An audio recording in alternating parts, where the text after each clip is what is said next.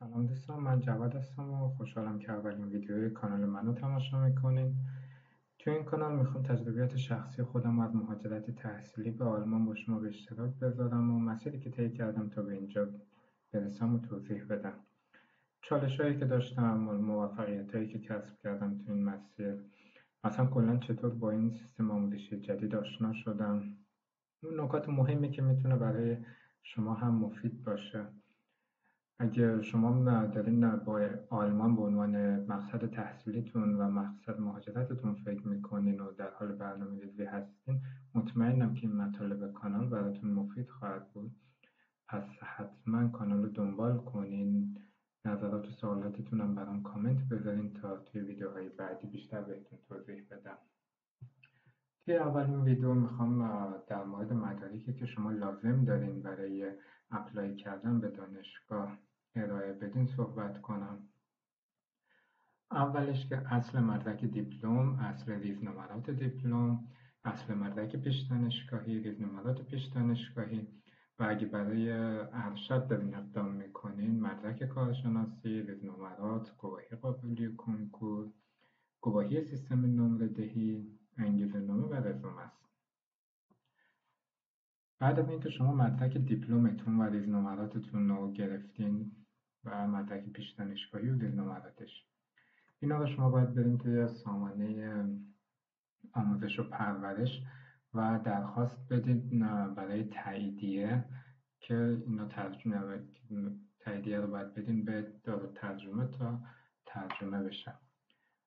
مدرک کارشناسی و ریزنمرات کارشناسی رو هم شما بعد از اینکه از دانشگاه اینا رو گرفتین باید برین تو سامانه سجاد ثبتشون کنین تا باز بهتون گواهی بدن برای دارالترجمه. و حتما خاطرتون باشه ریزنمرات رو که از دانشگاه میگیرین ذکر کنین برای ترجمه. میخوام که ریزنمراتی رو بهتون بدن قابلیت ترجمه داشته باشه. گواهی قبولی کنکور و گواهی سیستم نمره دهی اینا رو میتونین از توی سایت سازمان سنجش درخواست بدین و براتون صادر میشه جفت گواهی ها که اینا رو هم بهتر ترجمه کنین. بسته به دانشگاهی که میخواین اپلای کنین باید یک انگیزه نامه بنویسین برای خودتون. حالا جلوتر تو ویدیوهای بعدی نکاتی که توی انگیزه نامه باید رعایت کنین رو هم بهتون میگم.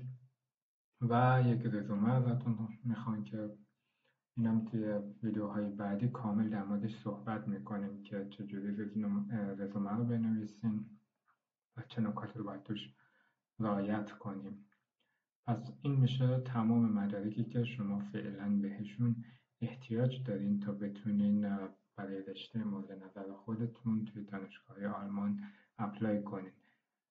فعلا برای اپلای کردن ترجمه اینا به زبان انگلیسی کافیه، اما بعد از اینکه پذیرشتون بیاد برای سفارت شما حتما باید تمام این مدارک رو به زبان آلمانی ترجمه کنید.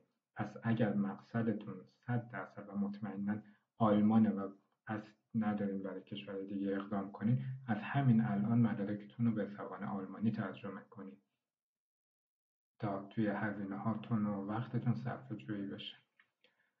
توی ویدیوی بعدی در مورد اینکه از چجوری رشته مورد نظرمون رو پیدا کنیم و دانشگاه ها رو پیدا کنیم و اینکه چه ریکوایرمنت هایی داره دانشگاه بیشتر صحبت میکنیم.